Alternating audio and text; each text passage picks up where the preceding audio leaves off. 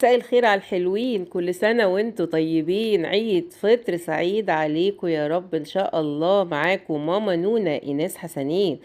حبيت انزل لكم السابليه اول وصفة السنة دي سريع ولسه بدري على العيد ونعمله ويبقى جميل كده زي ما انتوا شايفين. التقديمة الروعة دي حاجة بسيطة بدون حشوات معقدة وبدون تكاليف كتير، لان انا حسيت ان فيديوهات السابليه كلها تكاليفها كتير جدا على الناس، فده حاجة بسيطة جدا وبأقل التكاليف هنعمله بشكل جميل زي ما انتوا شايفين اهو. جميل جدا جدا وبسيط، وطعم السابليه يبقى باين فيه لان الحشوات دي بتضيع طعم العجينة نفسها بتاعت السابليه. يلا على طول ندخل على مقاديرنا الجميلة ونشوف السابليه القمر الروعة ده عملناه ازاي. مقاديرنا مظبوطة 100%، وتابعوني للآخر. معايا هنا 750 جرام من الدقيق، و 250 من السكر، و500 من الزبدة على السمنة او الزبدة بس زي ما انتوا حابين. انا عاملة ميكس بين الاتنين، ومعايا هنا بياض 3 بيضات. الدقيق 750 جرام، الزبدة 500 جرام، السكر 250 جرام. 3 2 1 لو هتعايري بالكوباية. 3 دقيق، 2 زبدة، 1 سكر. وهتضيفي لهم بياض بيضة لو هتعملي 3 كوبايات دقيق بس، لكن طبعا ده انا مضاعفة الكميات. اوزني بالميزان يكون افضل في الحاجات دي. 750 جرام دقيق، 500 زبدة او زبدة على سمنة زي ما انت عاوزة. انا بس ضربت الزبدة مع السمنة لان هما ميكس فضربتهم الاول. انت ممكن تحطي المكونات كلها عادي جدا على بعضها، لكن انا عشان عاملة ميكس بين الزبدة والسمنة حبيت اضربهم الاول. والعجان عندي صغير فابتديت اضيف الدقيق بالراحة، وحطينا شوية فانيليا سايلة. والعجينة دي بتتعجن، مش بتتعجن، هي بتتقلب على بعضها بس مش اكتر. وبعدين تحط لها بياض الثلاث بيضات زي ما قلت لكم. لو هتعملي 750 جرام من الدقيق اهي مجرد تقليبة مع بياض البيض خلصت العجينة بتاعتنا، مفيش اي مشكلة.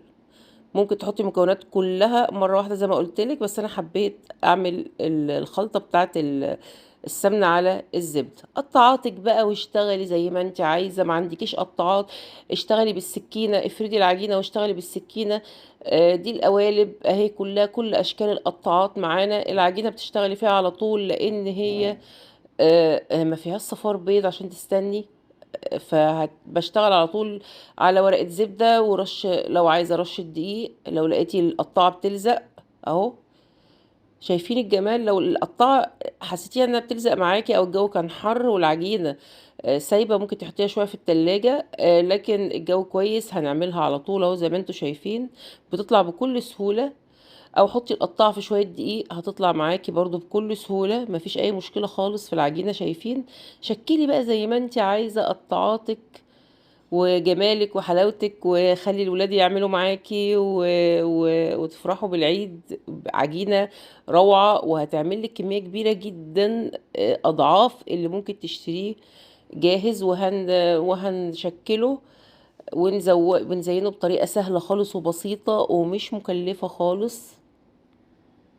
انا من رأيي ان الحشوات بتاعه السبليهات دي بتضيع طعم السبليهة نفسها.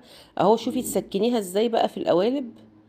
دي القوالب اللي ممكن نحط فيها كريمة. شوفي انا بحط القالب نفسه، بفرد العجينة برضو وبحط القالب نفسه وباخد بقطع بيه حتة من العجينة واسكنها كويس كده بايدي. ولازم تعملي لها فتحات بالشوكة عشان ما تطلعش منك في الخبز. بيدخل في فرن على درجة حرارة 200، بيقعد حوالي ربع ساعة مش اكتر. تلت ساعة لو فرنك مش حامي، مش اكتر من كده. شايفين الجمال؟ بتطلع بكل بساطة اهي من القوالب. شوفوا القوالب الاشكال. مرضتش اطول عليكم الفيديو جريته شوية. القوالب اهي بصوا بتطلع بكل سهولة، مفيهاش اي مشكلة. سيحت بقى شوكولاتة وابتديت اعمل عندي شوية مكسرات بكل بساطة. شوية مربى اهو. حطي بس شوية شوكولاتة تدي زينة خفيفة للسابليه. هتعرفي تدوقي طعم السابليه نفسه. السابليها نفسها طعمها جميل جدًا، فيعني بلاش نضيّعها بكمية الحشوات اللي بتتعمل ديّة وتكاليف جامدة جدًا، فأنا حبيت أعمل لكم حاجة بسيطة خالص أهي. شوفوا أشكال القطّاعات اللي أنا مستخدماها، يا دوب بس كده حاولت أزيّن خفيف خالص بالشوكولاتة والمكسّرات، لو ما فيش مكسّرات ممكن تستخدمي فول سوداني، بكل بساطة يعني ما فيش أي مشكلة خالص. أي تزيين عندِك بقى أنتِ تشوفيه بالمربى أهي، لو ما فيش شوكولاتة خالص بس حطّي نقطة مربى عليها، هتدّيها طعم جميل جدًا وشكل حلو. بالتكاليف اللي موجودة عندِك في بيتِك اتصرّفي عشان نفرّح الولاد بس مش أكتر.